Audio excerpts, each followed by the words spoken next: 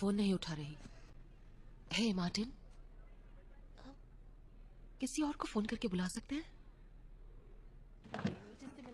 तो तुम्हारा एक भाई भी है? हाँ। आप रिबेका हैं? हाँ। मैं हूँ एमा, चाइल्ड वेलफेयर डिपार्टमेंट से। मुझे मार्टिन का केस सौंपा गया तुम्हारे पिता के गुजरने के। सौतेले पिता। क्या कहा? वो मेरे सौतेले पिता थे। मैं जब 10 साल की थी मेरे डैड चले गए थे और वापस क्या हम नहीं आए। फिलहाल मार्टिन के बारे में बात करें? वो घर में कैसे पेश आता है? क्या वो सोता है?